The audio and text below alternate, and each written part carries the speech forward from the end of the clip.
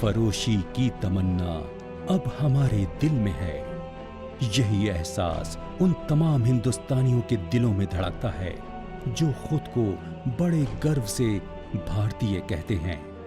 यही लोग इस देश का सबसे बड़ा खजाना हैं और यही है इसकी सच्ची पहचान। इस देश की जड़ें दुनिया की सबसे पुरानी सभ्यताओं से जुड़ी हैं और आज इसे पूरे विश्व में एक ऐसे लोकतांत्रिक देश के रूप में जाना जाता है जिसकी जीवंत सभ्यताएं इसके अनेक जातीय और धार्मिक समुदायों में फलती फूलती हैं। इस देश के विकास की नींव वैज्ञानिक खोजों और तकनीकी प्रगतियों पर रखी गई है और ये विशेषता इसे हासिल हुई है इसे अपने मानव संसाधन में विश्वास से और उसे विकसित करने के प्रति समर्पण से। इस देश का भविष्य किसी प्रकाश स्तंभ की भांति दमक रहा है। किसी भी देश की पहचान होती है उसके नागरिकों से। इतिहास उठाकर देखें तो देश के प्रति अगाध प्रेम, सहन शक्ति, दृढ़ता और चरित्र की मजबूती जैसे गुणों के बल पर ही अनेक देशों ने ऐतिहासिक उथल-पुथल पर जीत हासिल की है। दूसरे विश्व महायुद्ध के दौरान लगातार आम लोगों को निशाना बनाया गया, जिससे पूरी दुनिया में 7 करोड़ से ज्यादा लोगों की जानें गईं। ब्रिटेन में लंदन शहर को विशेष तौर पर निशाना बनाया गया और जर्मन वायुसेना ने उस पर लगातार बमबारी की, जिसने लंदन को लगभग तबाही कर दिया था।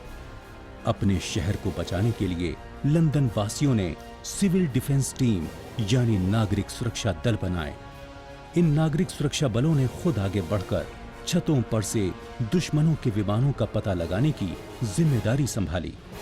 उन्होंने अपने जीवन को दांव पर लगाकर मरने वालों और घायलों को मलबे से निकाला, धधकती आग को बुझाया और जबरदस्त बमबारी के बाद यातायात के लिए सड़कों को साफ किया। 6000 से भी ज्यादा ब्रिटेन के स्वयंसेवकों ने अपने देश के लिए अपनी जान न्यौछावर कर दी। इन बहादुर नागरिकों को ही इतिहास में आधुनिक सिविल डिफेंस फोर्स के पूर्वजों की संज्ञा दी जाती है। भारतीय संदर्भ में देखें तो महात्मा गांधी ने दक्षिण अफ्रीका में पहले स्वयंसेवक दल का गठन किया था, जिसमें 1100 सदस्य थे। इन बहादुर लोगों ने दक्षिण अफ्रीका के बोर युद्ध में हिस्सा लिया और अपने अभूतपूर्व योगदानों के लिए इन्हें बहुत से पदक मिले और प्रशंसा भी। बोर युद्ध की कामयाबी को महात्मा गांधी ने भारतीय स्वाधीनता संघर्ष में दोहराया। जन आंदोलन की शुरुआत करके देश के लिए उत्साह और प्रेम से भरे ये साधारण पुरुष और महिलाएं नायक बन गए। ये लोग नेताओं के कंधे से कंधा मिलाकर अंग्रेजों के औपनिवेशिक शासन के खिलाफ लड़े। अंग्रेज विशाल अहिंसात्मक आंदोलन को तोड़ने की कोशिश करते रहे, लेकिन भारत की आम जनता ने अंग्रेजों से लोहा लिया और अंग्रेजों के हिंसक हमलों में जो हजारों लोग घायल हुए थे, उनकी प्राथमिक चिकित्सा की। राष्ट्रपिता महात्मा गांधी के नेतृत्व में इस अनोखे जन आंदोलन के द्वारा भारत को 15 अगस्त सन 1947 को आजादी मिली। 1965 में पाकिस्तान के साथ जो युद्ध हुआ, उसमें पहली बार एक प्रभावी और सुसंगठित सिविल डिफेंस आंदोलन का विकास देखने को मिला। इन स्वयं सेवकों का समर्पण इतना गजब का था कि तत्कालीन प्रधानमंत्री श्री लाल बहादुर शास्त्री जी ने 26 सितंबर 1965 को कहा, मैं जानता हूं कि हम नागरिक सुरक्षा के लिए अपने प्रयासों को बहुत ही प्रभावपूर्ण ढंग से संगठित करने में सक्षम हैं। मैं बधाई देना चाहता हूं उन लोगों को जिन्होंने सिर्फ पिछले 2 या 3 दिनों में दिल्ली शहर में नागरिक सुरक्षा व्यवस्थाओं को इतनी सफलता के साथ अंजाम दिया। हम में से प्रत्येक को अपने नागरिक सुरक्षा के उत्तरदायित्व को समझना चाहिए और बहुत ही संयम और शांति के साथ बम वर्षा या किसी दूसरे प्रकार के हमले के लिए खुद को तैयार रखना चाहिए। ऐसी स्थितियों में हमें घबराना नहीं चाहिए, और ना ही अपनी जान बचाने के लिए भागना चाहिए, बल्कि पूरे हौसले के साथ डटकर मुकाबला करना चाहिए और दूसरों की सहायता के लिए तैयार रहना चाहिए। राष्ट्रीयता की भावना से ओतप्रोत भारत के लोगों ने ऐसा किया भी। 5 साल बाद 1971 में पाकिस्तान ने फिर से भारत पर हमला किया। इस बार सिविल डिफेंस टीमों ने पूरे देश में लगातार काम करते हुए दुश्मन की ओर से नुकसान पहुंचाने की हर कोशिश का मुंह तोड़ जवाब दिया। भारतीय सेना देश की आंतरिक चिंताओं से मुक्त होकर पूरे जोश के साथ दुश्मन पर टूट पड़ी। सिर्फ 14 दिनों में ही भारतीय सेना ने पाकिस्तानी फौज पर कहर ढा दिया और अपनी ज्यादा बड़ी संख्या और मारक क्षमता से उसे पस्त कर दिया। ये जीत इसलिए मुमकिन हो पाई क्योंकि राष्ट्र एकजुट था और देश के हर नागरिक ने भारत की नागरिक सुरक्षा के लिए अपने अपने तरीके से कमाल का योगदान दिया था। जीत के बाद उसका जो जश्न मनाया गया वो आज भी हमारी यादों में ताजा है। लगभग 40 वर्ष पहले भारत की सामाजिक सुरक्षा को जल, थल और नभ से होने वाले खतरों से बचाने के लिए नागरिक सुरक्षा संगठन का औपचारिक रूप से गठन किया गया था। देश की वर्तमान परिस्थितियों ने स्वेच्छा से सेवाएं देने वाले लोगों के लिए अभूतपूर्व चुनौतियां खड़ी कर दी हैं, जिनमें आतंकवादी हमलों सहित प्राकृतिक और मानव निर्मित आपदा शामिल हैं। बंटवारे और कई युद्धों की चुनौतियों का सामना करने के अलावा राष्ट्र को प्राकृतिक आपदाओं का सामना भी करना पड़ा। विध्वंसकारी बाढ़ों और भूकंपों से जान माल का भारी नुकसान हुआ। दिसंबर 2004 में सुनामी से देश के तटीय इलाकों में जबरदस्त तबाही हुई।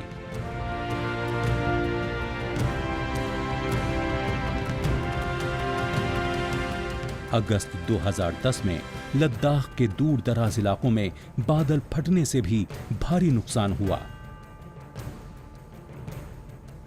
तेज विकास और भारी औद्योगिकरण की वजह से भी कई चुनौतियां आईं। इस कारण एयरपोर्ट, मेट्रोज, हाईवेज, बंदरगाह, औद्योगिक केंद्रों और ऐसी ही अनेक सुविधाओं का विकास करना पड़ा।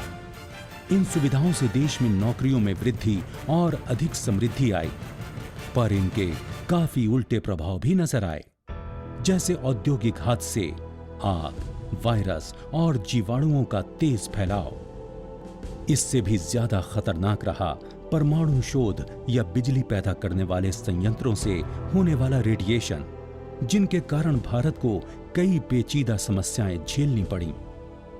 देश के ताने बाने को एक और चीज नुकसान पहुंचा रही है, वो है आतंकवादी हमले, जो रोजमर्रा की जिंदगी का एक हिस्सा बन गए हैं।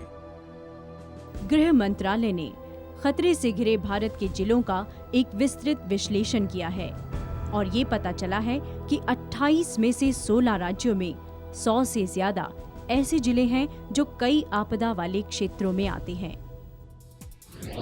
इन राज्यों में शामिल हैं उत्तर में जम्मू कश्मीर, हिमाचल प्रदेश, पंजाब, हरियाणा, दिल्ली और उत्तर प्रदेश, पश्चिम में राजस्थान, गुजरात, महाराष्ट्र, गोवा, पूर्व में बिहार, आसाम, पश्चिम बंगाल, झारखंड और उड़ीसा तथा दक्षिण भारत में आंध्र प्रदेश। मुश्किल से घिरे इन क्षेत्रों में लोगों को धैर्य, हिम्मत और चौकन्नेपन से काम लेना होगा। उन्हें जोखिमों को कम करने के लिए प्रशिक्षण की जरूरत है।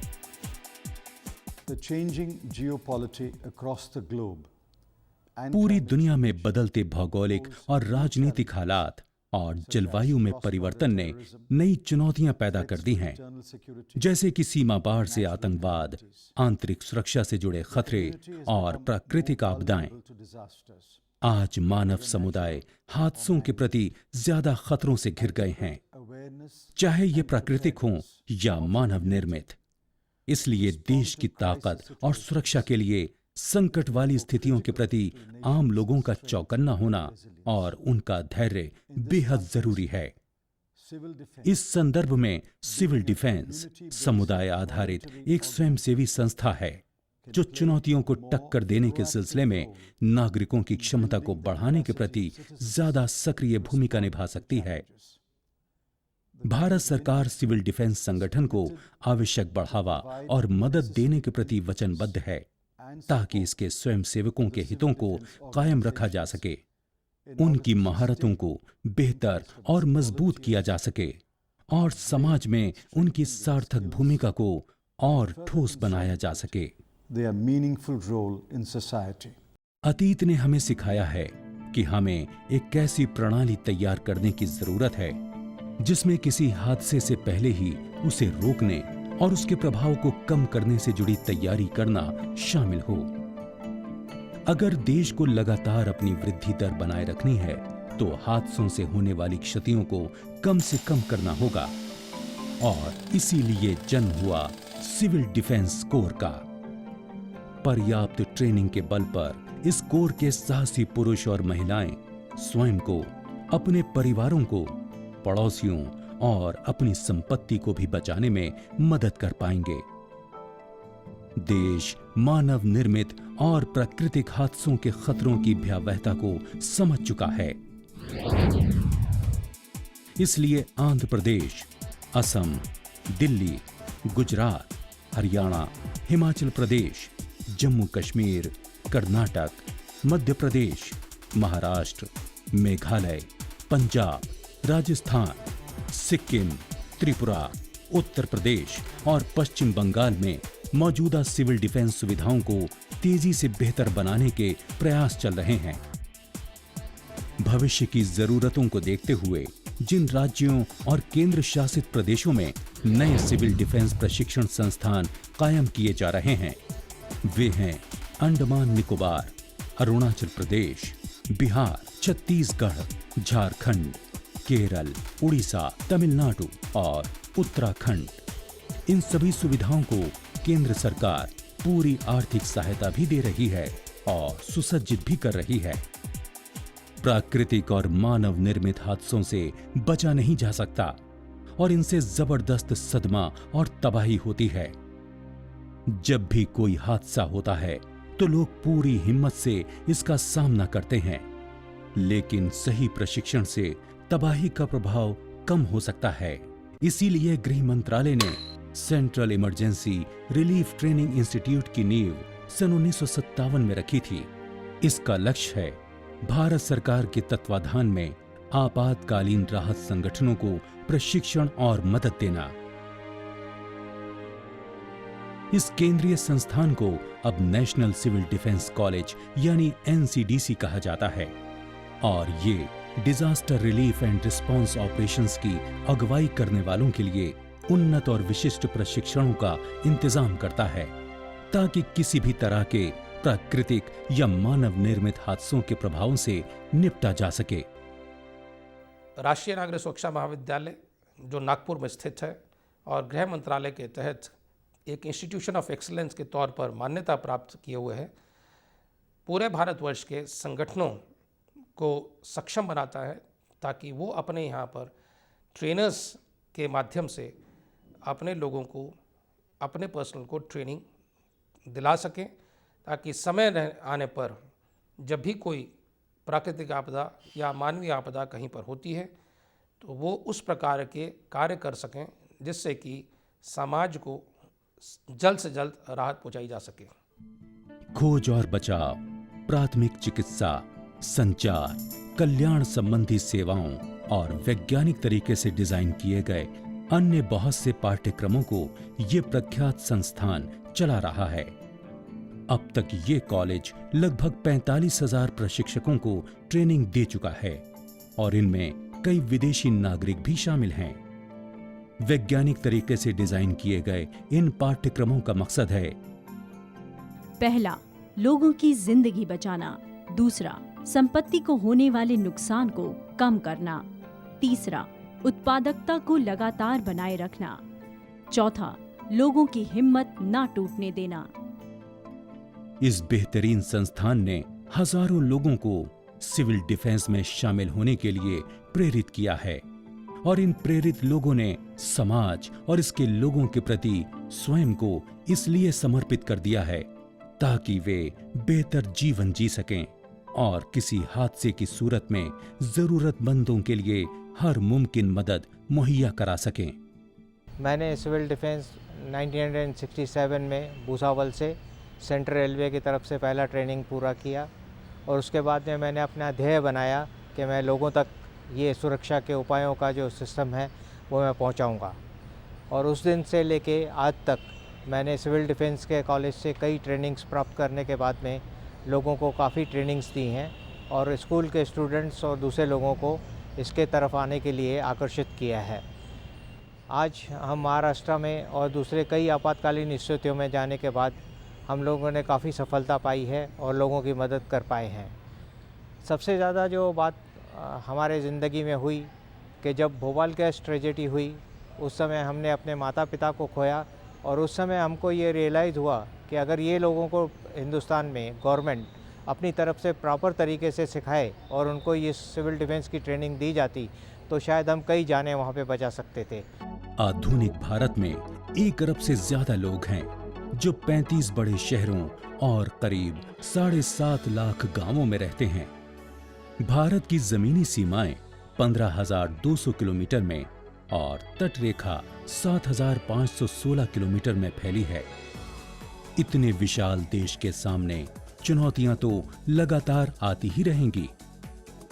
हादसा चाहे मानव निर्मित हो या प्राकृतिक, सबसे पहले इसका सामना तो समुदाय को ही करना होता है। इसलिए ये आवश्यक है कि ये समुदाय ऐसी स्थितियों का सामना करने के लिए इस तरह तैयार हों जिससे उनका नुकसान कम से कम हो सके। सिविल डिफेंस एक समुदाय आधारित स्वयंसेवक संगठन है जो बचाव, राहत और पुनर्वास के साथ साथ ऐसे असाधारण लोगों को भी तैयार कर सकता है जो जीवन बचाने और हादसों पर विजय पाने के काम में अपने समुदायों की सहायता करना चाहते हैं। सिविल डिफेंस का मकसद सार्वजनिक जागरूकता पैदा करना और एक ऐसे धैर्यवान समुदाय का निर्माण करना है जो हादसे वाली स्थिति का सामना बेहद शांति और गरिमामय पेशेवर तरीके से करें। इस लक्ष्य को हासिल करने के लिए सिविल डिफेंस ऑर्गेनाइजेशन भविष्य में पूरे भारत में जरूरत के मुताबिक वार्डनों को प्रशिक्षण देना चाहता है। सिविल डिफेंस कोर सुरक्षा एजेंसियों को इंटेलिजेंस संबंधी महत्वपूर्ण सूचनाएं भी मुहैया कराएगा, जिसका लक्ष्य है किसी भी दुश्मन द्वारा किसी भी तरीके से सामान्य जीवन को बाधित करने से रोकना। जम्मू और कश्मीर तथा भारत के उत्तर पूर्वी क्षेत्रों जैसे आतंकवाद से प्रभावित इलाकों में सिविल डिफेंस टीम को सरकार ने हथियारों से सुसज्जित किया। वो इस तरह स्वयं अपने संरक्षक बन गए। उन्होंने आतंकवादियों को भी दूर रखा और उन्हें खत्म करने में सुरक्षा बलों की मदद भी की। हमारे गांव में 3 मिलिटेंट घुस आए थे और मैंने फौज को इन्फॉर्मेशन दी। उनको हमने घेरे में लाकर रखा था और मैंने उनको फौज से मरवा दिया। इन बहादुर लोगों ने गांवों को आतंकवादियों से बचाने के दौरान बेहद बहादुरी का परिचय दिया, जिसके कारण कृतज्ञ राष्ट्र ने उन्हें पदकों से सम्मानित किया है। इन सम्मानित नागरिकों ने अन्य बहुत से लोगों को सिविल डिफेंस का हिस्सा बनने के लिए प्रेरित किया है ताकि वो अपनी संपत्ति और अपने आत्म